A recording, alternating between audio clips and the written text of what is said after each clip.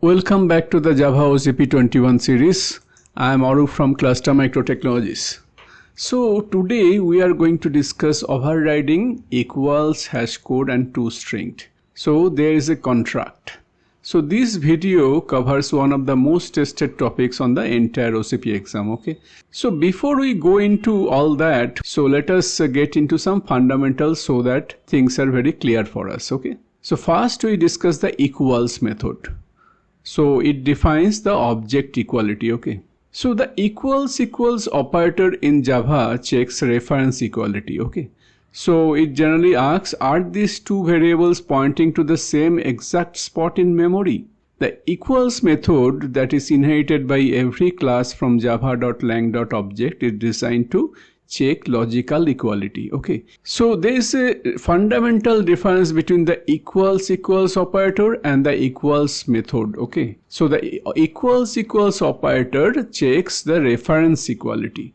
That is, it asks, are these two variables pointing to the same exact physical spot in memory? But the equals method that is inherited from java.lang.object, what does it check? It checks logical equality. So it asks, do these two different objects contain the exact same data? So that is the difference, right? One is checking for the exact same physical spot in memory, and other is checking whether the objects contain the exact same data. Okay, that is the difference between equals method and equals operator. So what is the default behavior here? If you do not override it, equals method behaves exactly like equals. Okay, so that we have to understand. Say we have string s1 is equal to new string apple, then string s2, then new string apple. Okay, so these two are different objects, right? So if we do system.out.println s1 equals s2, so it will be false, right? Because they are different spots in memory. Okay. Like we discussed, equals operator in Java checks reference equality, whether they are pointing to the exact same physical spot in memory. Okay. So, but if we do system.out.println s1.equals s2, that will be true. Why true? Because they both contain the apple. They contain the same characters. Okay. So when you create your own class like student, person, book, etc., right? So Java does not know how to compare two objects. We have to understand the string is not a class that you created, right? Here you are creating your own class like student, person and book. So you must override equals if you want to compare them, compare those classes that you are creating by content, okay, no, and not by reference. So we need to override equals. Okay. So HashCode is your object's identity card. Okay. So its primary purpose is to compress an object's internal data, okay, into a single 32-bit signed integer, int. So this integer will act as a fingerprint for the object. Okay. So what is HashCode and what's its primary purpose? Okay. So HashCode's primary purpose is to compress an object's internal data into a single 32-bit signed integer, okay, int. So which this integer that acts as a fingerprint for the object, okay. So data structures like HashMap, HashSet and HashTable can store your objects very easily, okay. So how hash-based collection use it? So to understand why HashCode matters, right, you have to look at how a HashMap stores data. Okay. So instead of searching through a long list from start to finish, a HashMap, what does it do? It uses an array of buckets. When you save an object, Java will do some math on the object's hash code to determine exactly which bucket the object belongs in, okay, where the object was put in, okay. So when you want to find that object later, Java will not check the whole thing, right? So it will recalculate the hash code and jump straight to that exact bucket where it was located. That's what hash code is. Now let us discuss the basics of HashMap. HashMap is what? HashMap is basically key and value pair, okay. So HashMap is a data structure. What does it do? It stores data as key value pairs. Okay. So you give it a key. Say the key is like India, and it gives you back the value like New Delhi, the capital. Okay, so instead of using indexes like an array or array list, you always go through the key. Okay, so in HashMap you always work through the key. So if you think of a dictionary, what does a dictionary do? So there's a word there, right? That's the key and the definition is the value. Same thing in HashMap. Okay, so you look up the word to get the meaning and not by page number. Okay, so if we discuss the basic properties of HashMap, it is in java.util package and it implements the map interface. It stores the elements as key value pairs like we discussed, and keys must be very unique. If you put the same key again, the old value is replaced by the new one. That we have to remember. Okay, so keys in HashMap are unique. If you put the same key again, the old value is replaced by the new one. Okay, and values can be duplicated. Okay, so it allows one null key and multiple null values. Okay, and now we'll discuss the basics of HashSet. So what is a HashSet? HashSet in Java is a collection that stores only unique elements. Okay, only unique elements can be there in a HashSet. If you try to add the same element again, it will ignore the duplicate. Okay, so it is part of the Java collections framework and it implements the set interface. Okay? So you can think of it as a mathematical set of 1, 2, 3. And there is no duplicate here, and right, and there is no fixed order. Okay, so HashSet, it does not guarantee any order of elements. Okay, the order can appear very random and may change when you add or remove elements. The order can change. Okay, now we'll come to the actual part of this video. Okay, overriding. The first problem that we are going to discuss today is that of overriding equals. Okay, say we have a class point, within it int x, y, semicolon, then point int x, int y, this is a constructor, this dot x is equal to x and this dot y equal to y. Okay, so we are initializing the class here. Okay, so what this means is that the point inherits all the three methods directly from java.lang.object. Okay, so this is a very simple class. There are two integer fields, a constructor, and nothing else here, right? Okay, there's no equals override, no hashcode override, and no toString override. So now what we have to do is that when you create such a class that represents a value, a coordinate, a person, or a product, right? Anything where two instances with the same data should be considered equal, right? So you must override equals and hashcode. Okay, because the inherited versions from object, they are never correct, right? For value based classes, here you are creating a value based class, right? Class point, you have int x and y, right? So these inherited versions from object will never work. Okay, say here what happens is that if we use inherited object behavior here, so point A and point B, so two separate point objects are created here, right? They both hold x is equal to 3 and y is equal to 4, but they are two distinct objects in the heap memory. Okay, so A holds a reference to one object and B holds a reference to a different object. So what happens when we do system.out.println a.equals b? It will print false. Why? It should not, right? But it prints false because equals is called on A and passing B, right? So a.equals, but we have not overridden equals in point. Okay, so what it happens? So this will call the Object.equals because this point class that is there, we have not overridden. There is no method called equals there, right? So where from this this equals method will be called? It will go to the Object.equals. But Object.equals is what? Is just equals. It compares memory addresses. Okay. So Object.equals just compares memory addresses. We have to understand that. So A and B point to different objects at different memory addresses. So equals is false. Equals returned false. Okay. So maybe these 2 points are identical. You can think same x and same y. So equals should be giving the same thing true, right? But it will answer false because you have not implemented equals in your class. So you have to override it. And similarly, if you do system.out.println a== b, that also will print false, like we discussed, because they are in memory addresses are totally different, right, of those two objects. Now we are going to discuss the HashSet, what happens there, right? say you have set point set and equal to new hash set. Okay, set.add new point 1 comma 2 and set.add new point 1 comma 2. Okay, and then you do a system.out.println set.size, right? Now when you do set.add new point 1 comma 2, what happens, right? That object with x is equal to 1 and y equal to 2 is created, okay, and it is passed to add, set.add. Now HashSet needs to determine, right, where it will store these objects and whether it is already present, because set is what? Set is unique, right?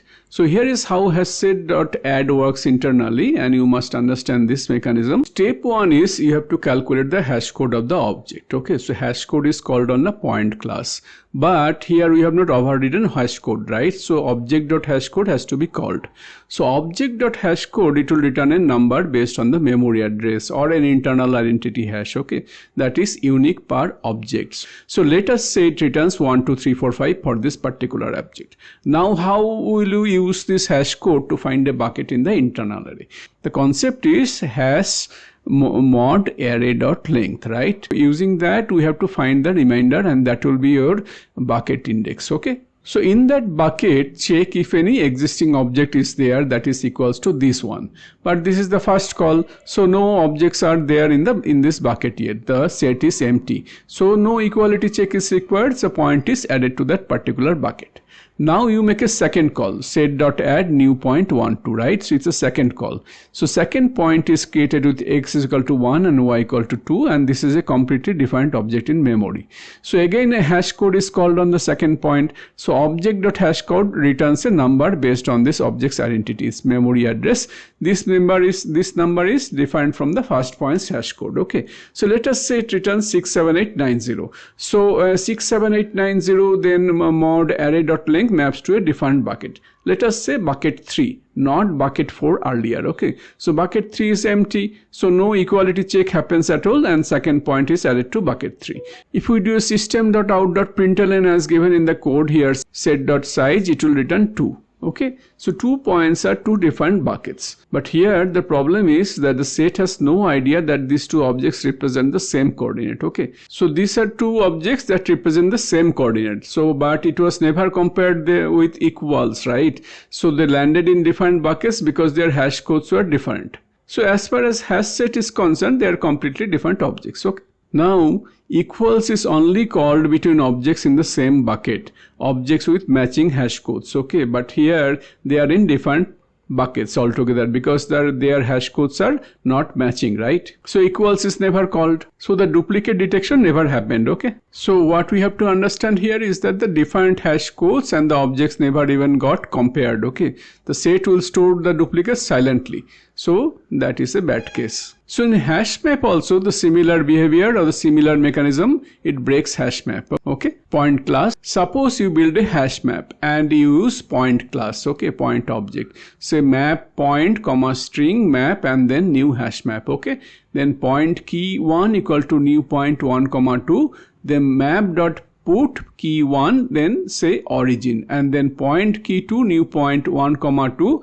Logically it should be the same key, then system.out.println map.get key 2. Okay, but it will not find the key. What happens is that map.put key 1 comma origin, it will store the entry. Okay, so later map.get key 2, a defined object with identical coordinates, right? It will produce a null. So it will appear as if the map doesn't have this value, right? Even though you just put it there. So why does it happen? Because key 1.hashCode and key 2.hashCode are totally different and they go to different buckets. Okay, so this is a very silent data loss bug, right? So entry that has gone, say it has gone to bucket 7, so it is never found because get key 2, it will search bucket 3, so map will return null, right? So this is a silent data loss bug. So your application retrieves null where it should retrieve origin. Okay, so and there is no exception here, nothing, no warning. So nothing in the logs also that whatever went wrong. So the problem is very clear here. The point class inherits equals and hash code from object. If you do not write them by yourself if you don't override them. Okay, so what will happen is that if you create two logically equal point objects, right, from point class, say 1, 2, x equal to 1, y equal to 2, but they are treated as totally completely different object, right? So in HashSet, if you store them in HashSet, it will be duplicate where it's not supposed to store duplicate, and HashMap will lose these values. Okay, so how will you fix them? The fix will require that you have to override these two methods, okay, equals and hashcode. And the overrides that you write, right, must follow a particular precise contract, right? So there are 5 rules for equals, and there's a link between equals and hashcode. So how do you override equals correctly? So first thing is override annotation, right? @override public boolean equals object.o. Now @override what it is, right? So @override will tell the compiler that I intend this method to override a method from a superclass. Okay, say you write public boolean equals then point p, then return x equals p.x, and then y equals p.y. So this is a very wrong implementation, right? This is an overload and not a override. Why it's wrong? Because if you see this code, it is taking a point as a parameter, right? Not an object parameter. So you have to take an object as a parameter. So it will compile, but this is different. Okay. So with @override, the compiler will immediately reject such an implementation of equals point p with a compiler error. Okay. It will say method does not override or implement a method from a super type. So this @override is very important. So in the next line, this equals o return true. What it does is that it checks that the reference that has been passed as o, right, that is the exact same object. Okay, so it has the same memory address. So if after this a.equals a is called, right, comparing the object to itself, this line will return true immediately. So if it is the same object, what is the need for comparing the fields, right? So it is equal to itself, so it will return true. But in the next line, so we have if not o instance of point p. Now if o is null, then instance of always returns false. Okay, so not false, it will give true and will return false. And secondly, if o is not an instance of point, right, say somebody has passed a string or an integer, then instance of returns false, right? Then in the line 4 we have return x equals p.x and then y equals p.y. So that is a field comparison. So what does it do here? It's actually the equality logic, right? So do these 2 points represent the same coordinate? Now x and y are primitives, right? So if we do x equals p.x, they will compare the x fields, and y equals p.y, again compare the y fields. They are the same. So both must be equal to be considered equal. Okay. If say x equals p.x, right, but y is different, right, then what will happen? Then we have and short circuit, right? So it will return false. But another thing that we have to remember is that for primitives, like in this case we are checking point class, right? X is primitive, y is primitive, so we have to use equals. But for objects you have to use equals method. Okay. And there is another rule that you have to use the same fields in equals and hashcode. So whatever fields you compare in equals, right, must also be included in hashcode. As we discussed earlier, if you use different fields in two methods, it will be a very dangerous case. It will be a dangerous case of contract violation. So now we will go through the 5 contract rules. Okay.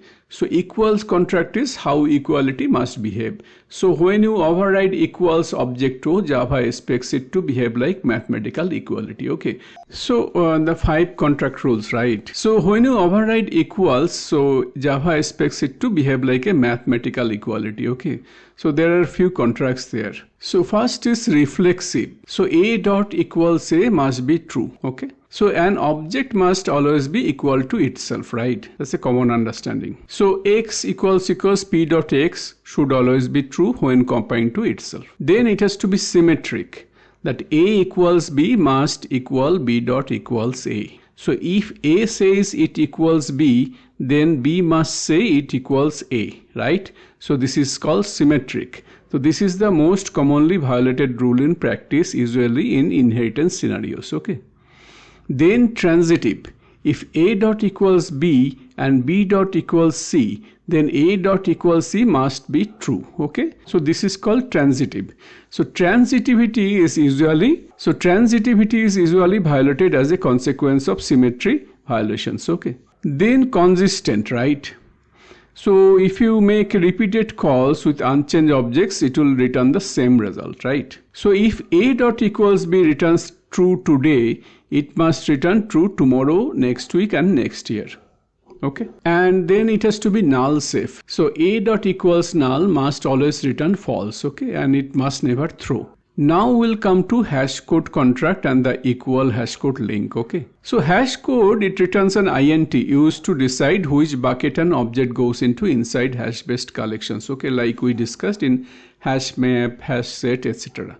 So it will so HashCode will return an int. The critical rule is that if you override equals, you must also override HashCode. Okay. So that equal objects have the same HashCode. And if you don't, then two objects that are equal according to equals might land in different buckets in a HashMap or HashSet. So @ override, right? It is the same reason as equals. Now if we see here HashCode method, right? C is capital, right? Say with override, @ override, the compiler verifies that there is no typo like a HashCode with a small case c, lowercase c has come in. Okay. So that those things compiler will catch immediately. Then we have return objects.hash x, y. So objects.hash is a static utility method in java.util.objects. So it will take a number of values, that is varargs, and it will combine them into a single integer hash code and it will return it. If any argument is null, it will handle it safely and will not throw any null pointer exception. Okay. So the critical rule here is that it must have the same fields as equals. So we used x and y in our equals implementation. So we have to use x and y here in the hash code also. The fields have to match. So the hash code has three contracts, right? So it has consistency, then equals same hash code and non-requirement. So rule 1 is if a.equals b, then a.hashCode must equal b.hashCode. Okay, it is a mandatory requirement. If two objects are considered equal by equals, they must produce identical hash codes. HashSet and HashMap use hash codes to find their bucket first. So if two equal objects land in different buckets, equals is never called between them as we discussed. And the set will store duplicates which is not supposed to store. Okay. And the map lookup also will fail. So the entire hash-based collection contract will break down. So say you have 5 equal objects and they all produce different hash code. And then they will, because of that, they will land in different buckets. So when you search for one, you find only the bucket for the one you are searching with. The other 4 are invisible. Okay. Your collection is fundamentally will be broken. So rule 2 is if not a.equals b, then hash codes may differ but do not have to. Okay. So the contract says equal objects must produce equal hash codes. Okay. In other words, if a.equals b equals true, then this also must be very true, that a.hashCode equals b.hashCode. So this part is mandatory. But the reverse is not required. That is, two objects are allowed to produce the same hash code even if they are not equal. Okay. So that situation is called a hash collision. For example, if you have a.hashCode equals b.hashCode, it could theoretically happen for two different objects. Okay. And it is allowed by Java. Why? Because hash code returns an integer and there are far more possible objects than possible integer values. So eventually some different objects will share the same hash code. So that is very normal. So it is not a contract violation. So let us understand collision in depth. Okay. So first of all, let us look at how a hash map or hash set, which is just a wrapper around a hash map, is built under the hood. Okay. So HashSet is basically a wrapper around the hash map. Okay, so think of a hash map not as a simple array but as an array of arrays. Okay, so more accurately, an array of memory addresses that point to linked list. So here is exact technical process of how Java ensures absolute correctness, or even when a collision occurs. In Java, a bucket is not a single slot, okay, so that can hold one item. So bucket is basically the head of a singly linked list. So it's called node k comma v. So k is the key and v is the value. So every node in a bucket contains 4 things, okay. int hash, that is the saved hash code, then k key, actually the key object, and v value, the value object, okay, and then node k comma v next, so that is the pointer to the next node in the same bucket. So what does every node has? So it has the hash code, the key, the value, a pointer to the next node, okay. So how the insertion process or put happens is that, let's trace exactly what happens when you put two unequal objects that share the same hash code into a map. Okay, say we have two objects, obj.a and obj.b. They are not equal, but due to coincidence, Object.hashCode equals Object.b.hashCode. Okay, so their hash codes are basically same. So due to some coincidence. So how do you insert obj.a? So you call map.put obj.a, comma, then first address, say. So Java will calculate the hash, determine that it belongs to bucket 4. Bucket 4 is currently empty. So Java will create a node for obj.a and place it directly into bucket 4. Okay. Then you try to insert obj.b. So you call map.put obj.b and second address. Okay. So Java calculates the hash and sees it also belongs to bucket 4. So Java goes to bucket 4 and finds obj is already sitting there. So now the accuracy check will happen. Java will call Object.a.equals Object.b. Since equals returns false, Java knows that these are two distinct pieces of data. Okay, equals will return false because Obj and Object.b are different. So what will happen then? So Java will not override Obj.a there. Java will link Obj.a and Obj.b. So it will set the next pointer of Obj.a to point to a new node containing Obj.b. Okay, so both items now safely will coexist inside bucket 4 as a chain. That is, bucket 4 will have Obj.a, then it points to Obj.b. Okay, so how will you retrieve them? Let us say you want to fetch the value of Obj.b. We'll call map.get Obj.b. So Java will hash Obj.b, which will point it directly to bucket 4. Java looks at the first item in the bucket, which is Obj.a. So Java checks if Object.a.hashCode equals Object.b.hashCode, then and Object.a.equals Object.b. Now hashcode will match. The first part of the check will work. Object.hashCode equals Object.b.hashCode. That will be fine. But dot equals will return false because these are two different objects. So Java will say, no, this is not the object that I am looking for. Okay. So because it is a linked list, Java will follow the next pointer to the next node, Obj.b. Okay. So Java will again check if Object.b.hashCode equals Object.b.hashCode and then Object.b.equals Object.b. Okay. So the hash code will match and dot equals also will return true. So Java says then, okay, I have found it, and it will return second address. Okay. So this is how it works. So basically hashcode is just a very high speed filtering mechanism to rule out 99% of the map instantly, and dot equals is the very slow and it's the meticulous inspector, right? That guarantees 100% precision.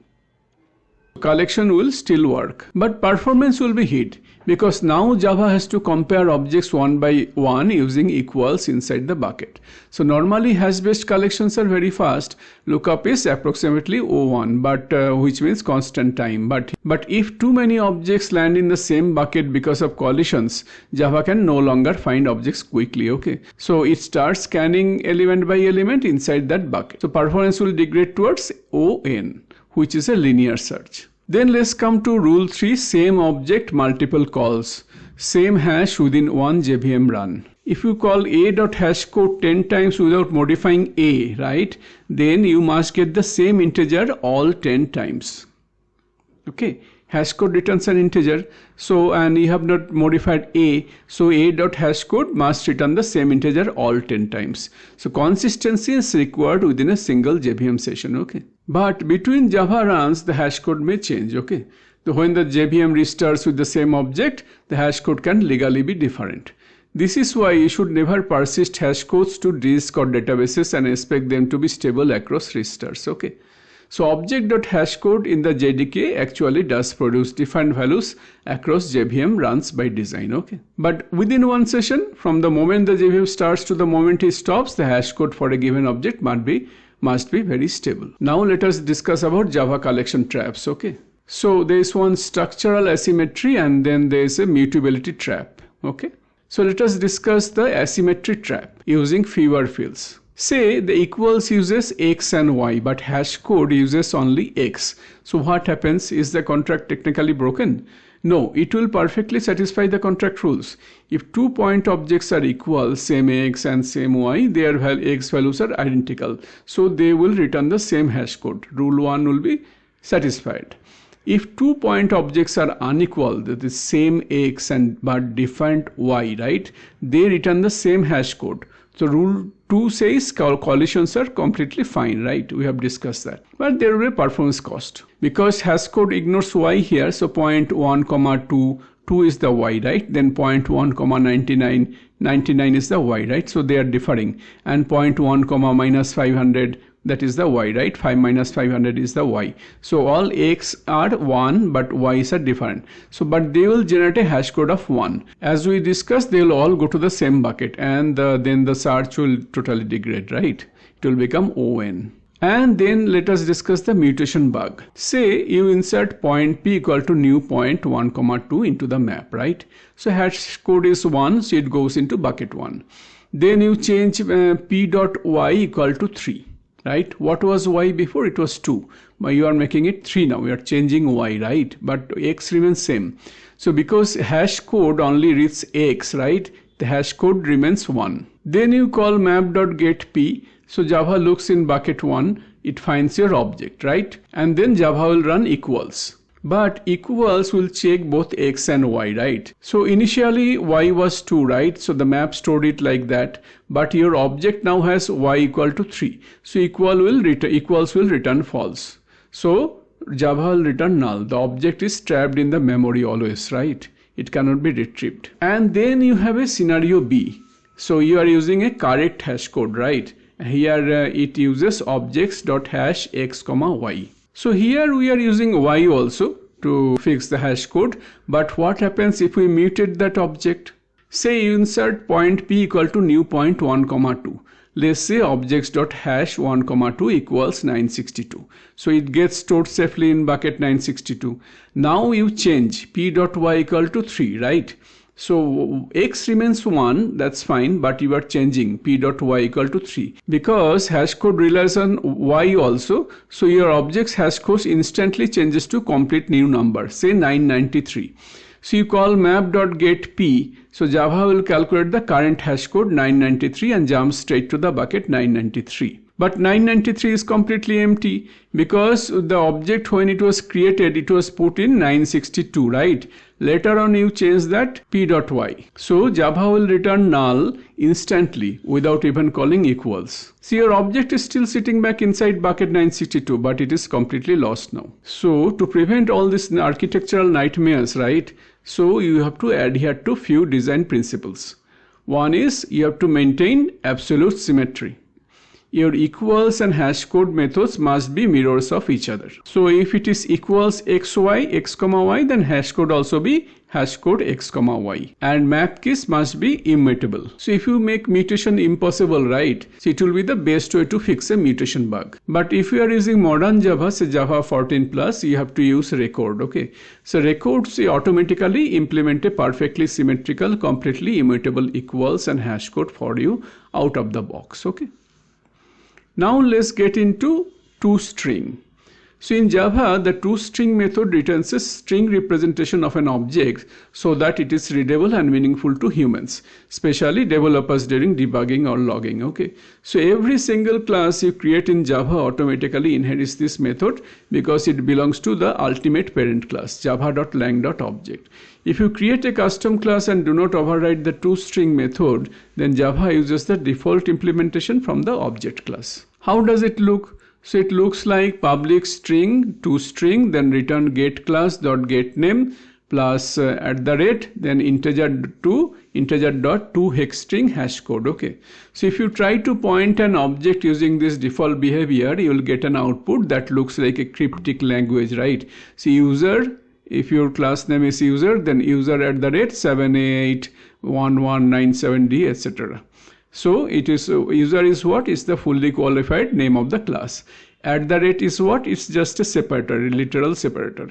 And 7A81197D is what? Is the unsigned hexadecimal representation of the object's hash code. So while this tells you the object's type and identity, it tells you absolutely nothing about the actual data that is stored inside the object, right? So that's why you have to override the toString. So you have in a point class, you have x equal to 5, y is equal to 3, etc. right? So if you have to print all that, so you have to override toString. Say we have this practical example of a user class. Public class user, then private string name, private int and public user string name, comma int, this dot name equal to name and this dot age is equal to age.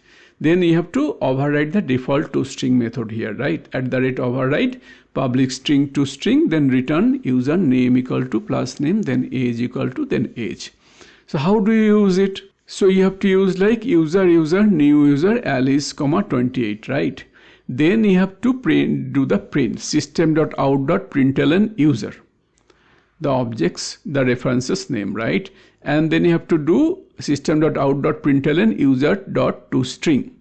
What will be the output? Now thing is that you have done system.out.println user and system.out.println user.toString. So both of these lines will automatically trigger your custom toString method. Okay. So output will be user name equal to Alice and then age equal to 28. So object.toString, it will return a string in the format class name @hex hash code. Okay. This has been a long video. Hope you understood it. And please like, share and comment. If you have not understood something, then you can also point that out in the comment section. So see you in the next video. Also our OCP site and OCA site both are up and running, and we have given the links in the description. Okay, you can check them out. Thanks for your time.